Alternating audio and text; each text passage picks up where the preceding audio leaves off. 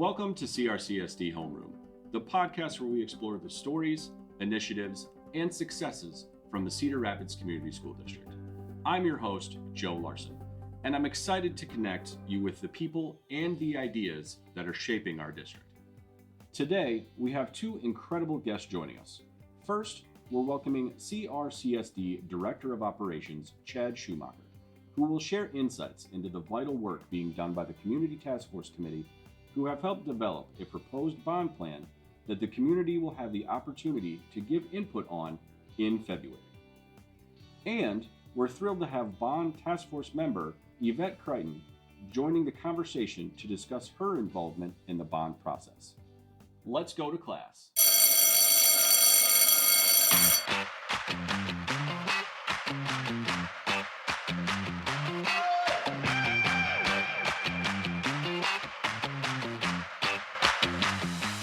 All right. Thank you very much for joining me, guys. No problem. This is Thanks for having me.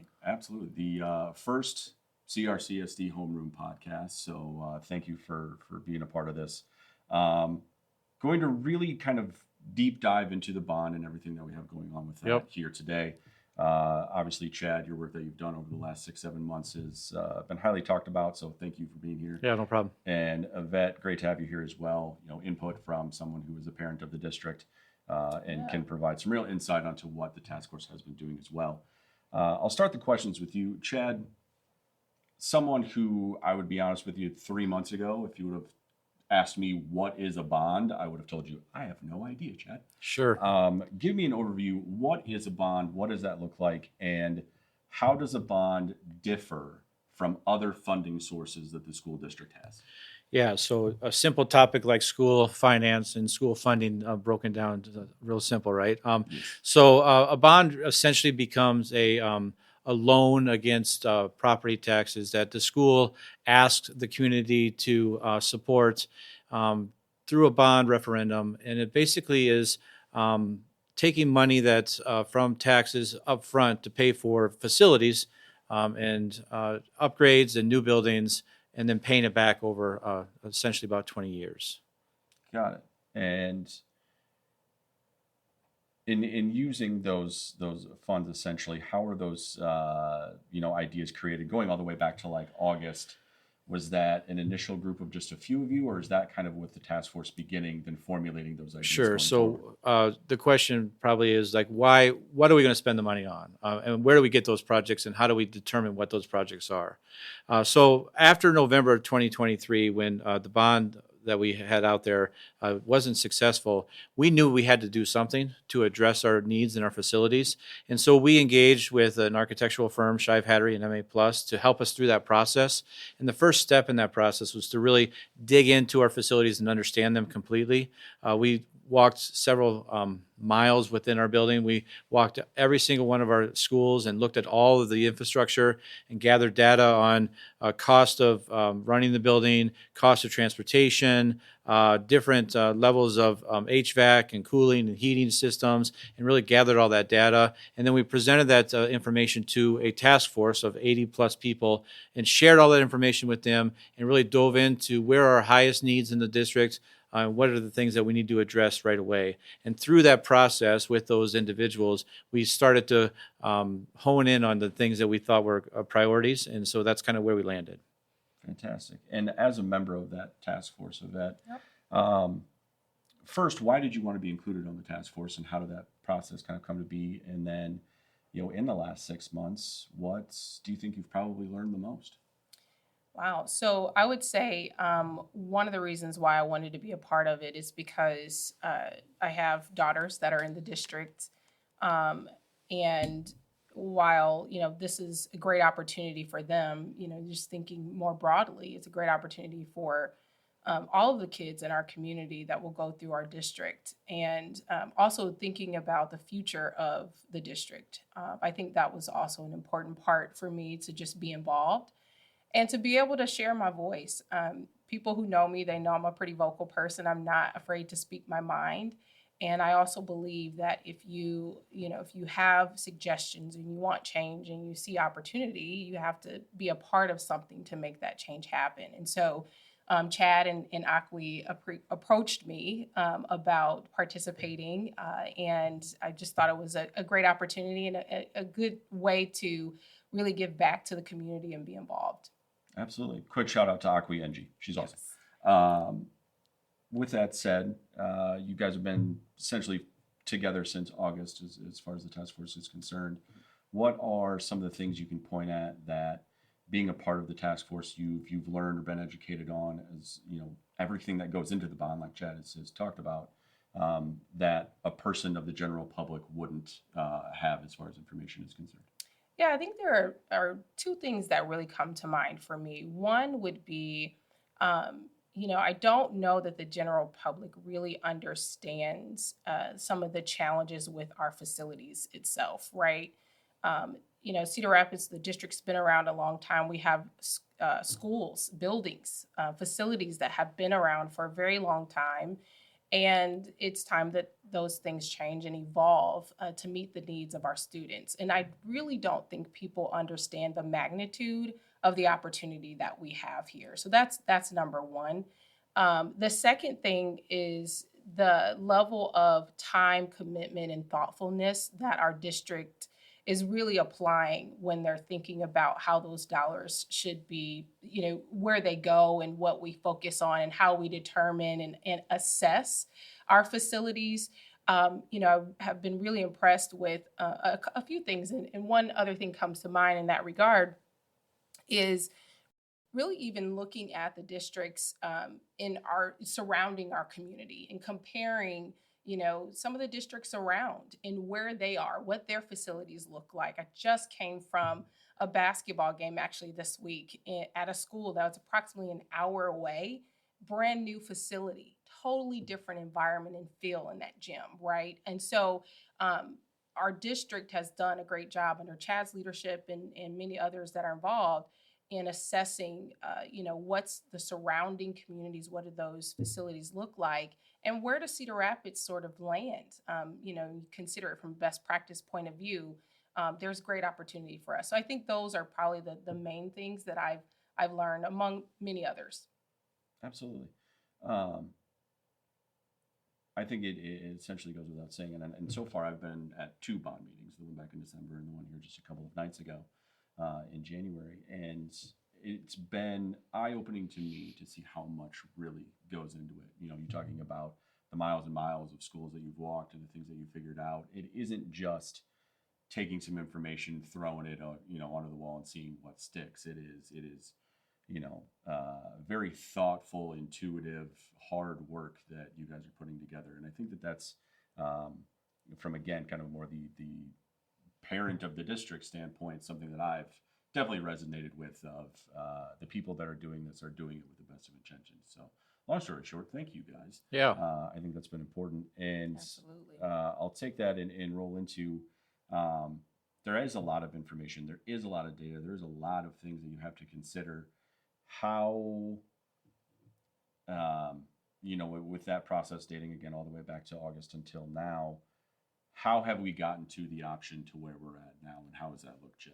Sure. So as I stated before, we took all that data and we really took a deep look at that information that we received through our evaluations of our facilities, but not only the evaluation of the facilities, but also the evaluation of the programming, and really trying to make sure that when we look at any kind of construction or facility upgrades, we're looking at trying to build an equitable educational experience for all of our students across the district. So we want to make sure that by 2040, our goal is that all students have the same or similar experience within their buildings, not just from a facility standpoint. And so we also understand that we have different needs within different areas of our district, right? We have population growth in the area of Van Buren and Hoover and the kind of that west side area of the city, and other schools are experiencing some decrease in enrollment within those buildings as well. And so we have to understand that as well. So taking all that information and understanding that we also want to make sure that we're looking K through 12th grade and trying to do what's best for all students across the board. So that's what we really considered, and trying to also spread out the bond plan across the district. We wanted to try to have a touch in the Jefferson, the Wash, and the Kennedy areas, which would include those elementaries and middle schools in those areas as well. So the plan that we've developed that we're going to share with the community really does take a look at touching all three of those high school areas, but also all three of the levels from elementary, middle school, and high school as well. Absolutely. And then, Evette, how have you guys as the task force committee really taken all of that information that Chad's given and broken it down into this is what's best for our community, our students, and our schools going forward? One, at some of the task force meetings, we do have opportunity to collaborate, to have some discussion, small group discussions, and provide input and ideas, and then present that back for the full task force into the meeting and to Chad and others that are helping to lead this effort. I think that's the primary thing, is really taking that information and having some conversation together about what is it that we can do, or what ideas do we have. The other thing that I think is really important is, oftentimes after the task force meetings, we're asked to talk to people, right? Get input from others, to share, our thoughts and experiences in the district, get others' thoughts and experiences there, and then bring that back as well. And so it is really this process of feedback and input, both during those meetings, but also outside of that from those in the community that we engage with. And I would also say that it wasn't done within a shell of the task force. Every single PowerPoint and all the data points are on our website. You can go there and see every single thing that was presented to the task force, and all the questions that were asked from previous meetings were answered at the next meetings for our task force members. So we wanted it to be as open a process as possible. If we could have had a task force of all 60,000 registered voters in the district, we should have done that, but it's just not possible to do that. So Did you check with Kinnick Stadium if it was available? We did not check with Kinnick Stadium. That's fair point. But we definitely wanted to arm our task force with the information that they could use to go out and talk to the public and to really share what's going on, because this is a decision that our community is going to make. It's not a decision that the district is going to make. And we understand that our goal is to get that information to our voters so they can make an educated decision when they go to the poll to vote on this bond. Our responsibility is to give them a detailed and concise plan so that they know what they're voting on, but they have to hopefully believe that that plan is rooted in a lot of work and data and decision making amongst that task force. On that note, can you give me just kind of a quick overview right now of where the bond currently stands and what's included? Sure. So as it currently stands, and we are going to send out a survey to all of our voters on this as well, so they can give us feedback on this. As it stands right now, we were looking at renovating Wilson Middle School and changing that into an elementary school, and bringing two of our elementaries to that building, and those Wilson kiddos would go then to Roosevelt Middle School. Dedicating some of our PEPAL and SAVE money to preparing Roosevelt to accept those kids and have them come to that building as well. The other piece is renovating McKinley, adding a small addition there for some classroom space and renovating that to an updated middle school and bringing Franklin over to that building, and then utilizing Franklin within our inventory for other programming, possibly Metro programming to move into Franklin, and the transition kiddos, those kids that are with us until they're 21, they might also be a part of that Franklin building as well. The key to that is that some of the buildings that, it's not just a project of McKinley and Wilson, but it's also those buildings that are affected by that or impacted by that as well. We have costly buildings. The Metro building itself is one of our most costly buildings in our inventory to run from a facility standpoint. It's also an elementary building that's housed a high school program. So to get them a facility that's more adequate for what they need is important. So those are two of the projects. The third project would be the new middle school on the north side. And so the reason why that's so important is because we have kiddos that go to Harding that come back down to Wash, and we have kiddos that go to Franklin that come back up to Kennedy. And we're trying to write that so that kids that start at Kenwood and Wright elementaries, they go to school with Cougars in middle school and they go to school with Cougars in high school if they choose to. Same thing for the Washington Warriors and the Jefferson Jayhawks. So we really want to try to honor the 2018 plan, which one of the pillars of that plan was let's have a true feeder system that allows for our educational journey to be with the same kids throughout the whole career. So that's kind of the bond plan as it stands right now, and so hopefully we see some support with that. I know the statistic that I remember from Tuesday night that stood out to me, and I know I'm going to get the numbers wrong, but you can help me with that, was the number of buses, average buses that are used at most of the middle schools or high school or elementary schools is like 15-ish. Yeah. But Harding has like 30 something. Yeah. And the average number of trips for most schools is 100 and something a day, and Harding has like double that as well. Yep. And it was very eye-opening to me seeing how when it comes to just those simple logistic things that will be improved by something like the bond really will make a difference when it comes to our school district. And the most northwestern part of our district is out by Palo, and those kids are being picked up on a bus and coming all the way over to Harding. So they're traveling the longest distance within our district.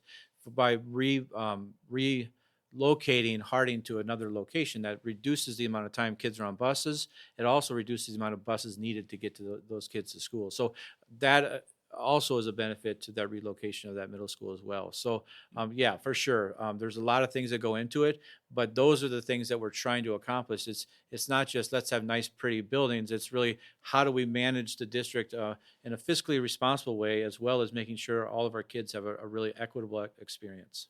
Absolutely. So for both of you, give me your opinion on this. How does something like a school bond improve Cedar Rapids as a whole? You want to take that one first? Yeah, I can. Yeah.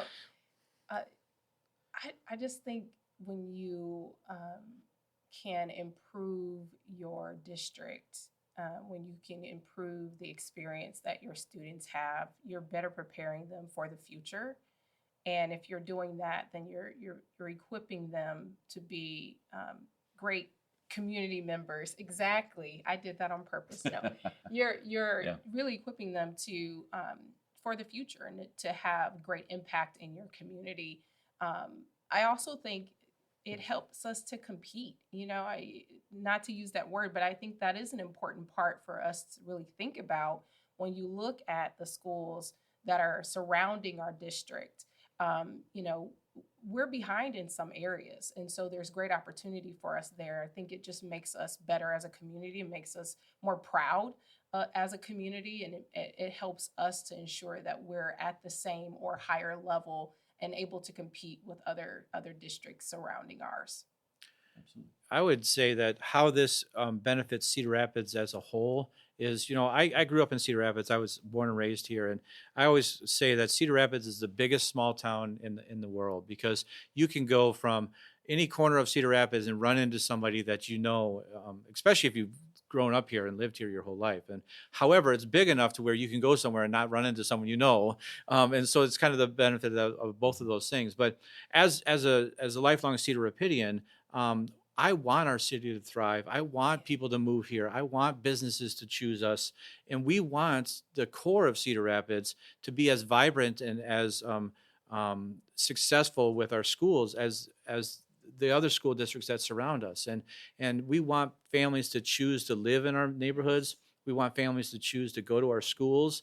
And it seems a little bit, I don't know what the word is, but good facilities help that. And so when you drive a family around and say, hey, where would you like to live when you move here from Arizona or from Dallas to work at whatever business here in Cedar Rapids, and you drive around, when you drive past a place like West Willow or Maple Grove or Trailside, that hits a little different than some of our other buildings. We have great things going on in our buildings, great educational things going on in our buildings. I would put us up against any district in the state of Iowa as far as our educational experience, but why can't and why shouldn't our kids have the same physical places to go to school as other districts? Absolutely. Fantastic answer to the question, so thank you guys. Yeah. Now another really fun question. I'm looking forward to your answer. I was at the bond meeting on Tuesday night, like I mentioned, and it was passionate, to say the least, in regards to the discussion. how much does that excite you as far as people's input and them being impassioned about it rather than, you and Heath and the other members standing up there for an hour and a half and it being crickets? Like Right. you would rather have the input and Sure. feedback. How much is that looked at as we're heading in the right direction with this thing because we know we're getting fantastic passion feedback? Yep. First of all, we invited people to the task force, and we did that in a purposeful way, and we selected individuals from all over the city and all the neighborhood association presidents, different people from different organizations and businesses and parents and all that type of thing. And we knew we were inviting people that may not agree with us, and that's democracy. That's the way it should be. We don't want a room full of people that say, "Yep, we agree with everything you say," because then we're not going to get to a bond plan that the community could support. And so, yeah, it excites me to hear the passion. It also makes me nervous. We're making big decisions, and decisions that are going to last for 50 to 75 years for our city. And so those things we have a lot of responsibility with what we're doing, and that's why it's so important to have that many voices and that many different voices in the room. Yeah, I think just seeing that room kind of, you to your point, you saw democracy at work. You saw people debating and saying no this, yes that. So it was really, just a perfect form of kind of seeing politics in action, which was fantastic. Are there any current, myths or anything out there about the bond that either of you have heard that you want to kind of correct in having this platform at the moment to make sure that people are, just informed and educated about what the bond actually is, whether that's where the money come from or whatever it is? Is there any of those that you would like to speak about? I'll let you take that one. All right. I think the big thing that I would like people to understand is that we did not go into this process with a plan, and we weren't just checking a box of, we'll get some people together, let them feel like they had a voice, but we already had a plan put together. We came into this as a true open process that we wanted feedback, and through that process, we felt like we landed in a spot where we did. We have to make a decision and we have to move forward, because the ultimate opposite end of this is that if a bond doesn't get passed, we may need to also make some decisions about our facilities, because we know we're under enrolled. We know that we have costly buildings that we can't afford to keep and maintain. And so we want to provide great experiences for our kids and facilities that are great for our kids.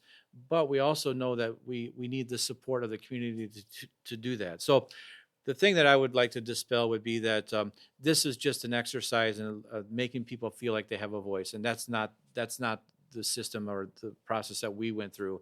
We truly listen to all of our feedback that we got. We read every single question and every single comment that we get, and we try to listen to the people as much as we can.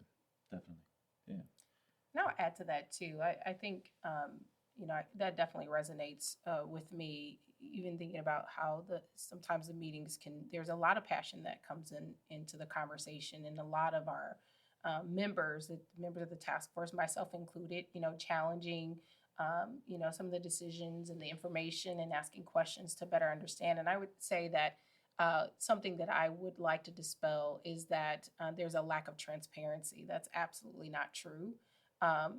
There's at every meeting that we have, there's information and data being presented to us. And if we feel like something's missing or we have questions on it, we ask that question, and the leaders bring that back. Chad and team, the district leaders bring that back to the task force to make sure that we're fully informed. And so I think that's a big myth that, perhaps there's something that is not being communicated or just not uncovered. But in terms of the task force, there's a lot of information that we're being presented with, and the leadership has been very transparent about what's going on in the district. Awesome. Yeah, it's, I guess I can't say enough, just from being a part of the two meetings that I've been at, how that has been very obviously true.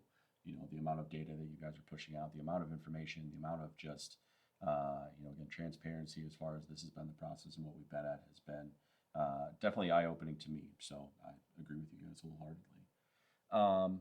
Chad, for the next, what do the next few months look like in regards to, the bond and next steps? Sure. So we're going to continue to vet the bond plan that we have. We're going to send out a survey to, like we said, to all 60,000 plus registered voters within the district, get feedback from them as well.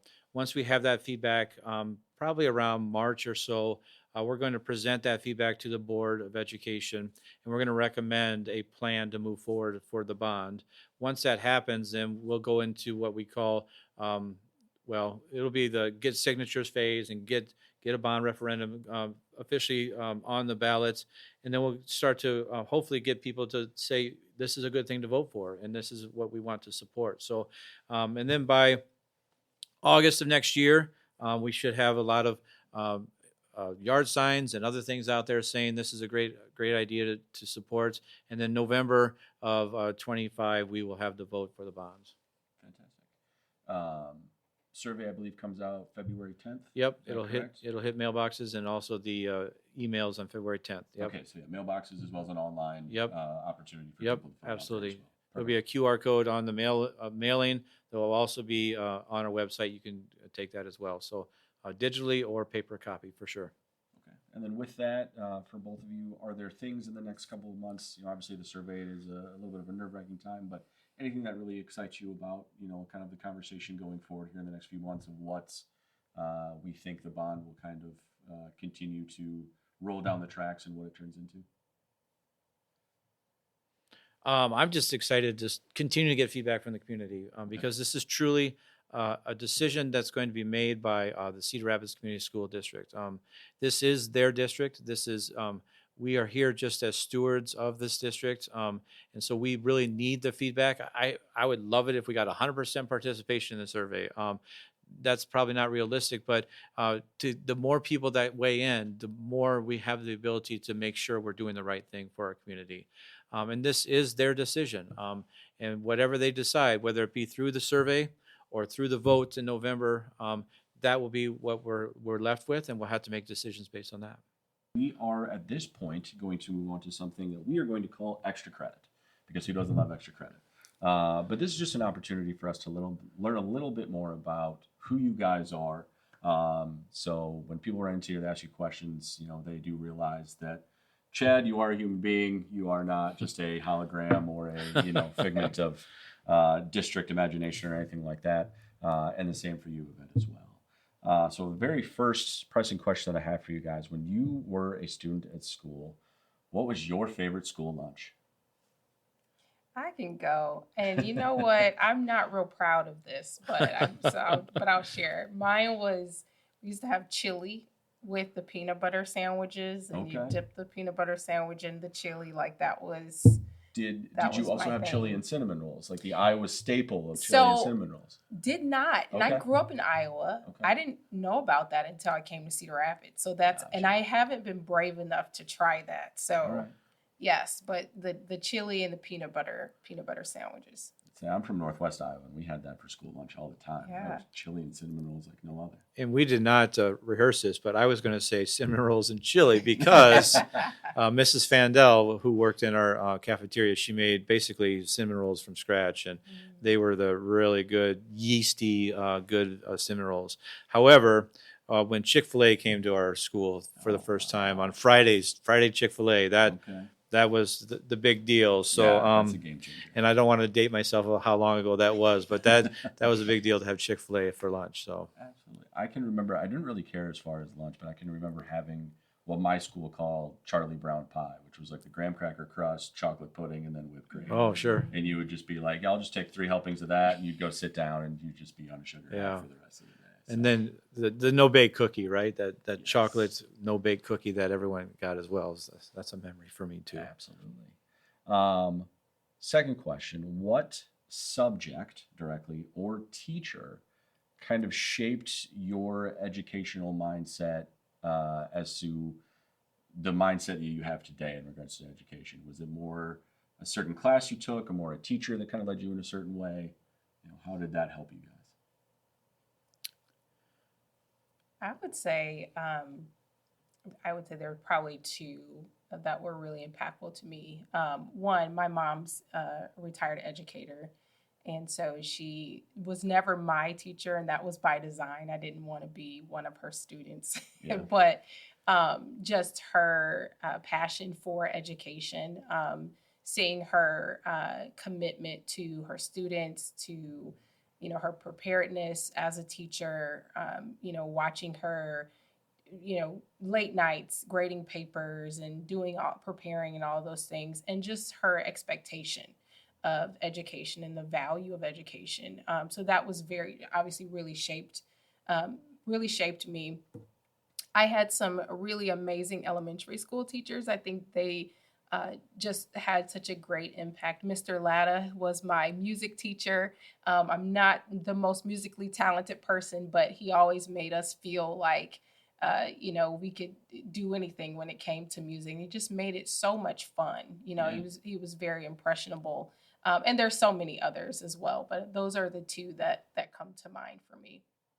I'm going to take a little bit different slant. I think of a professor I had when I was getting my master's at Drake for educational leadership, and his ability to master the content, but also to have the human side of it and understand that students and education and the fact that you have to have that relationship with students to be able to get them to be successful.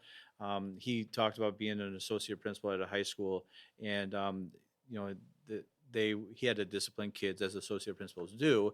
And he went down to the cafeteria one day and they had moved the letters around, and they had said something very mean, Mr. Stouffer, and he said, at least they said Mr. Stouffer.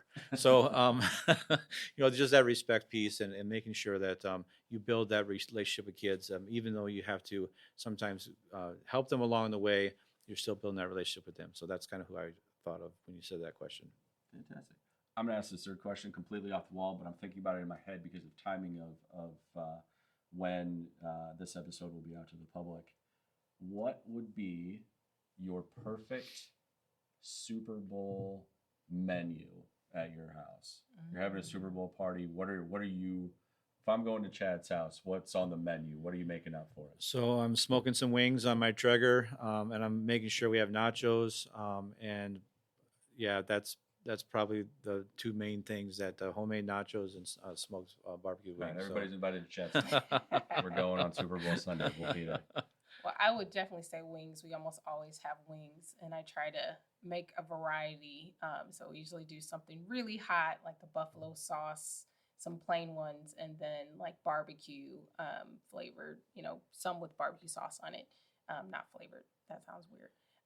But we do have wings usually, and then some side dishes, mac and cheese, homemade mac and cheese. I usually bring that out, and a few other things, but yeah, certainly have chips around and just the snacks too. But yeah, it's a good time. A good scotcheroo thrown in there too is always a good thing.